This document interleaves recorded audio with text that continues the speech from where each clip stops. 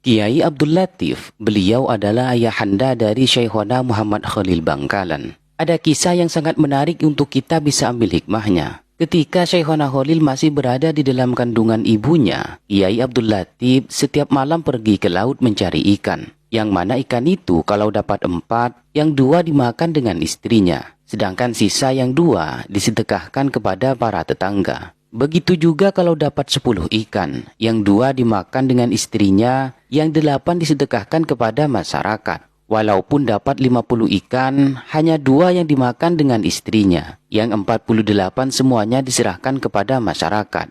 Sehingga tidak jarang Kiai Abdul Latif ditanya oleh masyarakat, apa tujuannya, kenapa selalu bersedekah setiap hari dan setiap malam? Beliau menjawab, saya hanya ingin doa sampean semua. Mudah-mudahan anak saya yang ada di dalam kandungan istri saya kelak menjadi seorang ulama min ahlil ilmi dan menjadi orang soleh. Sampai pada suatu ketika, waktu itu cuaca sangat ekstrim sekali. Hujan deras disertai angin, lengkap dengan ombak yang sangat besar. Sehingga membuat para nelayan gak ada yang mau melaut karena kondisi seperti itu.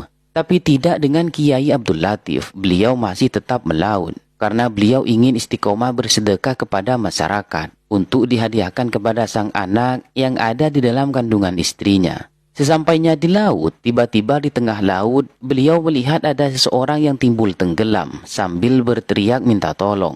Akhirnya didekati oleh Kiai Abdul Latif dan orang itu diangkat ke perahunya. Setelah mengucapkan terima kasih, kemudian orang itu berkata, "Kamu tahu siapa saya?" ucap orang yang hampir tenggelam tadi. "Saya tidak tahu," jawab Kiai Abdul Latif. "Saya yang disebut dengan Nabi Khidir." Ya, beliau adalah Nabi Khidir alaihi salam. Kemudian Nabi Khidir berkata kepada Kiai Abdul Latif, "Apa yang kamu minta? Apakah kamu minta harta? Apakah kamu minta jabatan? Atau minta apa? Silakan akan saya doakan kepada Allah," kata beliau. Kiai Abdul Latif menjawab, "Saya tidak perlu harta, saya juga tidak perlu jabatan. Yang saya inginkan hanya satu, anak saya yang ada di dalam kandungan istri saya, semoga lahir menjadi seorang ulama besar, seorang ahli ilmu, orang yang soleh, dan menjadi kebanggaan penerus dari dakwah para leluhur-leluhur kami, yaitu diantaranya Sunan Gunung Jati yang ada di Cirebon." Pantas dan patut jika Syekhona Khalil Bangkalan menjadi wali Allah dan menjadi ulama besar Nusantara, karena tirakat yang dilakukan oleh ayahanda Syekhona Khalil tidak tanggung-tanggung.